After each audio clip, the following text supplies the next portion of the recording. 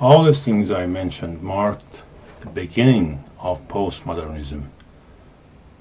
As previously stated, the central theme of postmodernism, particularly in the field of philosophy, is to re-examine the meanings of concepts. In fact, postmodernism began to re-examine and sometimes reject ideas.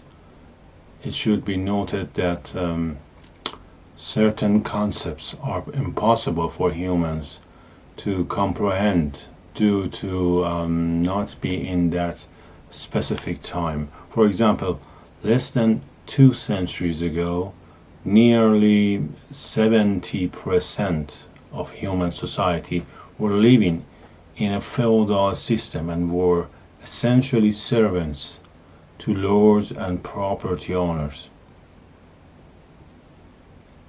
Sometimes it appears that people overlook the significance of events such as the French Revolution in shaping human society. In fact, not long ago, terms like the Constitution and civil law had no meaning, but who knows that how many lives has been taken for these. However, in the case of literary postmodernism, and specifically postmodernism in fiction writing, a very brief definition would be that when they started comparing modernism to classicism, and the postmodern writers said that this is not modern at all.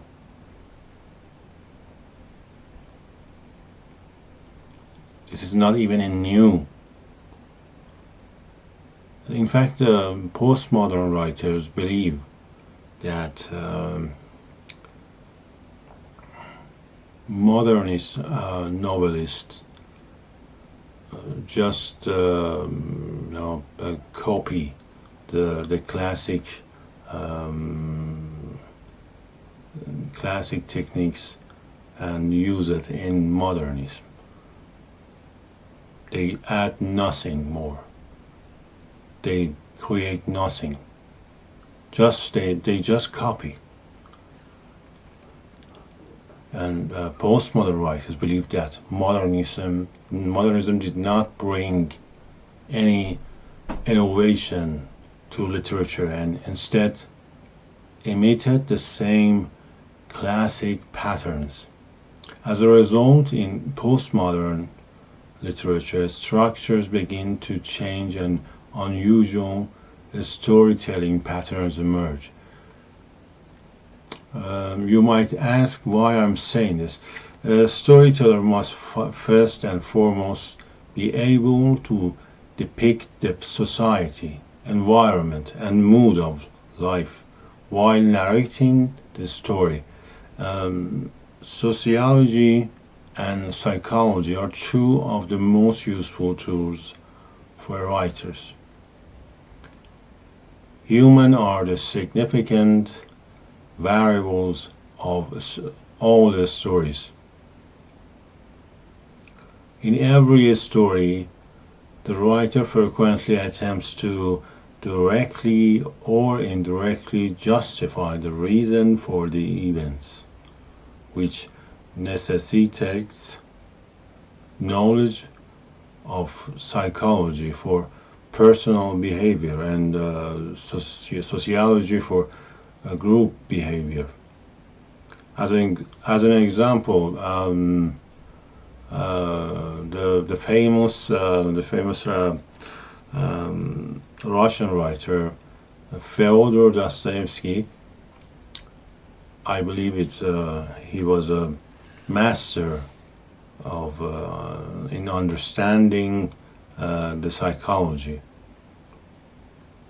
and the famous English writer Charles Dickens was frequently concerned with sociological issues, especially in Old England.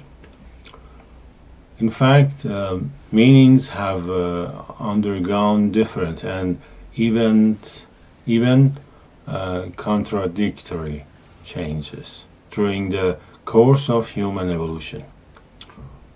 What should be said in the first place in describing this set of changes is that man is always seeking to preserve his most important assets, and that's life. And it's always struggling to find a way to survive. This includes creating new concepts to justify his actions, but who knows what is truly true or false? In classic and modern fiction, events happen directly, sequentially, and in order, but in postmodern literature, this rule is completely broken. However, unlike traditional storytelling,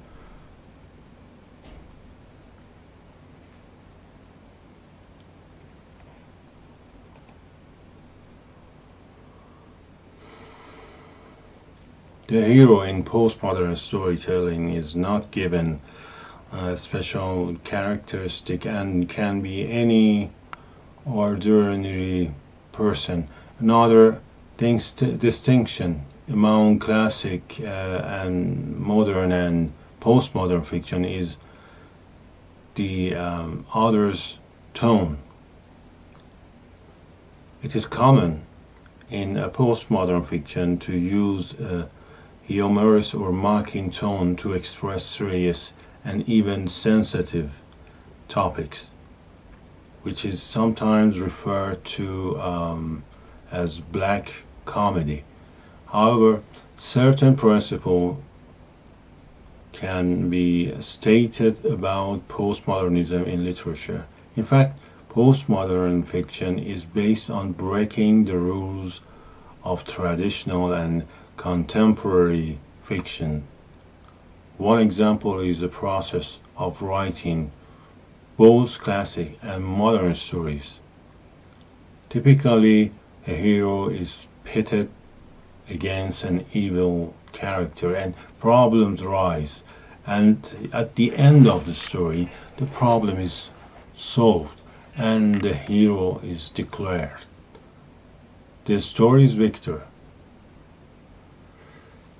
This is the standard procedure for classical storytelling. However, in modern fiction, classical traits and routines have been repeatedly copied and, in some cases, combined, and modern fiction has attempted to make its main characters more like members of society. For example, a reader's mental image of a true lover is Romeo for Shakespeare's plays, or a strong man reminds people Hercules.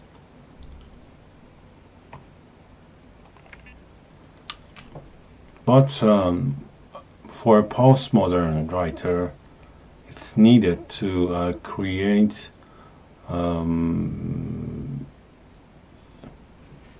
new characters, new symbols.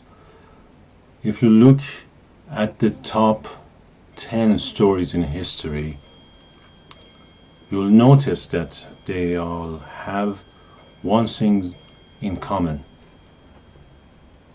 They are icons. They have a new hero, a new new character that hasn't repeated until that story, like Don Quixote and Jane Eyre and the other. Modern stories are often predictable. The reason is very simple. Story elements in modern stories are frequently copied. Postmodern literatures use a repetitive story structure. There are two elements: characters and story elements. In fact, postmodern writers began to change the structure. What is the structure of a story? First, characters include the main characters and supporting characters. The second element is time, which refers to the historical period in which the story takes place, as well as the hour, day, or even year. And the third is the place where the storytelling is setting, which refers to the location or locations, city or cities, or country where the story takes place and must be described by the writer. The first two time and characters were most commonly used by postmodern writers to alter the structure of the story. In most postmodern stories, the main character is a simpleton, fool, or comedian. In postmodern storytelling, time is a variable. The filmmaking technique of flashbacks is an example of breaking the rule of time. That is, as is common in everyday life. Time does not move in a straight line, and we occasionally travel back in time in the story. Is postmodernism just this? It is clearly not postmodern. It is actually, and the postmodern is some method that can be considered as a open-end method. Another feature of storytelling is the presence of a narrator who tells a story. In traditional storytelling, the narrator is usually is a third person that narrating the story, and it's actually the author of a novel. But this is not the norm in modernism. Modernism shifted to the first person, but consider this from a postmodern perspectives. I ask you, why should the storyteller be neutral? Why isn't he or she more than one? Maybe a man or woman, maybe two person, maybe three person.